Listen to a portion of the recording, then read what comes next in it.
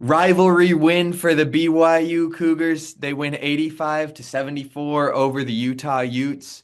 Poor Zach Keller, by the way, on Utah is going to be hearing left, right until he sits down on the bus. He lasted like a minute and a half without sitting down on the bench, and they were still doing that the whole way through. A big respect for that, honestly. I'm not gonna lie. Shout out the BYU student section just in general. Huge win, big senior day, looking good going into the Big 12 tournament. You gotta love back-to-back wins against Iowa State in Hilton Coliseum, and then big rivalry win.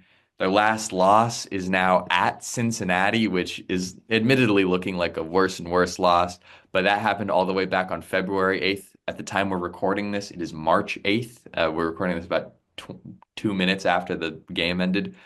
Uh, my name's Guy. That's Tariq. Tariq, let's start off with BYU. What are you looking forward to seeing from this team in postseason play? Because it's here. It's postseason play time.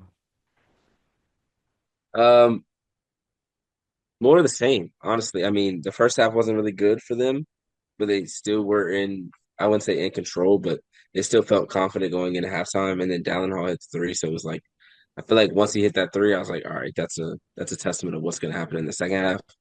And they shot 60% from the floor in the second half. So while their starters didn't necessarily shoot the ball great, Richie Saunders still had 14. You got Trey Ray to come off the bench at 21 and 6. Boscovich came off the bench and gave you 11. Dawson Baker came off the bench and gave you 15. Obviously, you're not counting on them to do that exactly that every night, but you know that they're capable of that because this isn't the first time they've done it this season. And then you still have your starters who are are supposed to make those plays. They're supposed to make those shots. They didn't make them tonight. It happens. I think there was a I don't think there was a lot of pressure. I just think they wanted so badly to come out and start hot and start fast because of the crowd and the atmosphere. And like the first like 4 to 5 shots, you could just hear the crowd like, oh, oh, and it was like if they could just make one of these, the crowd is gonna go crazy. And it was like it just took them so long to like finally get going, but once they did, the crowd was like ridiculous and was everything that was supposed to be in a BYU Utah game, especially the last game of the regular season. Utah season is basically done. They'll probably play a game in the conference tournament, and then that'll be it for them. So BYU fans definitely relishing in that. And then, um, yeah, I'm curious of like what teams are gonna try to do with Keita and Traore because you never know which one is gonna be the better player depending on the night. Like we talked about it going into the game. We said this could be a Keita, it could be Traore. It was kind of both. Traore ended up with 21 points, so it looks better on the stat sheet. But Kevin Cater was really good with 12 points. And if he made more of his free throws, he went 2 for 8. If he made more of his free throws, then his stat line looks better too. So um, BYU is going to cause a lot of teams problems just because of their shooting ability. And then Demon, when he's aggressive, is really tough to stop getting downhill. And then, when their big men are playing aggressive and playing the way that they're capable of, you know, there's a lot of questions that you have to answer when you're trying to guard their offense. Yeah, I mean, all I'll say with BYU, I think my thoughts on it are pretty quick. You won the turnover battle. That's huge. That doesn't happen very often with this team. You turn the ball over 10 times, you turn them over 17 times. That's all I need to see. If you're winning the turnover, because this is a BYU team that is so talented, and you did it without Cannon Catchings as well. Cannon Catchings Yeah. was in street clothes. This is a BYU team that we know the talent. Keba Keita is a friggin' beast. Uh, you've got Mawat Mag, who we know he was part of that Rutgers team that was just really good defensively a couple years back. I mean, Rutgers is always good defensively, but he's a great defender. And this is a BYU team that is very bought in to what Kevin Young is. By the way, if Kevin Young makes the Sweet 16 in his first year, they need to change Brigham Young University to Kevin Young University. Uh, joke was too easy, but this is a BYU team that is just bought in. They're talented, they're athletic, and to me, if they can just take care of the basketball, the sky is the limit. That is, and I'm not saying that it's not the limit when you're not taking care of the ball because they beat Mhm. Iowa State turning the ball over 29 times.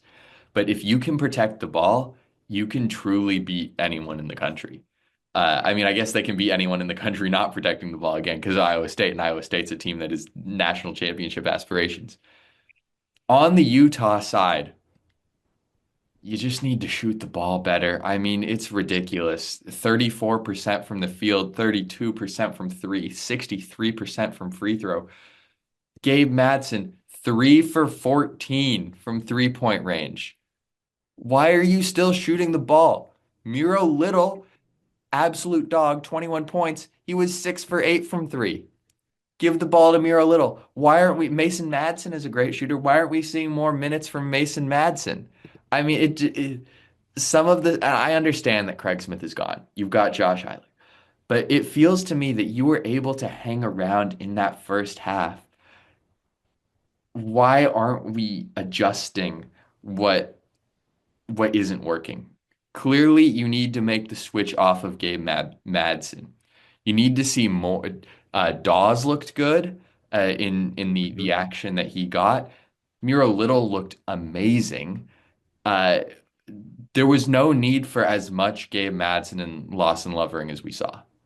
Um, Ezra Asar got his. We said he was going to get his in the preview, but Miro Little got his minutes. I really think that there should have been some sort of other put in Mason Madsen for Gabe Madsen or put in the twin for his twin. Easy suggestion to make guy, but I just think that you can't keep letting him. There is one player in college basketball who it can be 3 for 13, and I will say take another one. You're our best chance to win, and it's Caleb Love. My favorite basketball player, yes, but also one of the greatest basketball players to ever walk the earth. Uh, there is no reason to be letting someone have a green light when he's 3 for 13. You lose the game because you're inefficient. I know this Utah team has been terrible from the free throw line all year, but it hits a point where it's just like you have to play into your strengths. And your strengths when you aren't a clear-cut tournament team. I know that they had bubble aspirations earlier on in the year, but when you're playing like you are now, your head coach is fired. You have to do what's working for you on a given night. Tonight, it was Miro Little and Ezra Asar with a little bit of Keanu Dawes. You have to play through that. BYU was just able to absolutely munch defensively on the inefficiencies, right? They had a hand in the face, right? And that's a good enough contest. As a team, Utah made 25 field goals. They shot 72. BYU shot 61 field goals. They made four more field goals than Utah is because they are taking higher quality shots. There's no reason to shoot a basketball with 15 seconds left when there's a hand in your face. You have 15 seconds on the shot clock. Make a pass, run some action, just do something else. And I understand that they don't have a coach, but you need to adapt more if you're Utah. That's my takeaway there. We'll see if anything changes going into the Big 12 tournament. I don't know if we have a bracket for that out yet. I'm gonna see if I can Google that. Do you have any last little thoughts? Um, just some weird numbers. BYU lost the offensive rebound battle and the rebound battle, 53-34, offensive rebound battle, 25-9. Uh, like you said, Utah made 25 shots. They had 25 offensive rebounds. You had the same amount of offensive rebounds that you had made shots. You would think if you had 25 offensive rebounds, you make a few more shots. Like, I don't know. And then Gabe Madsen, like you said, he went through 14 from three. All 14 shots that he shot were three pointers. He didn't shoot one layup. Let me see. Did he get to the free throw line? Uh, no free throws. He took 14 shots tonight. They were all threes. What a shot diet. That's I mean, You got to be Oh unpredictable. my gosh. Okay, so first game, Utah will be on Tuesday against the 14 seed UCF. And with this win and coupled with a Baylor loss, BYU clinches the double bye. Uh, they Nice. will they will play Iowa State or the winner of Ooh, Oklahoma State and Cincinnati. So, ooh, that's fun for you. Either get you either get a cupcake game uh, in Oklahoma State, you get a team that you just won against in Iowa State, but who's very good, or you get Cincinnati, who a handed you your most rematch. recent loss. So that could be a fun little spot. Utah playing UCF, two teams that I've actually really enjoyed watching this year. Played a great game a couple weeks ago. But I think a lot to look forward to for BYU fans heading into this conference tournament. I am so excited to watch this team. I'm very in on Kevin Young. I think he's a great coach. And even if this postseason doesn't go to plan, you trade in Yegor Demon for AJ Debance as far as lottery picks goes. That's a trade I would be willing to make. It's going to be really fun. From Tariq, from Guy, we thank you for watching this recap and subscribe to the Sleepers Media channel.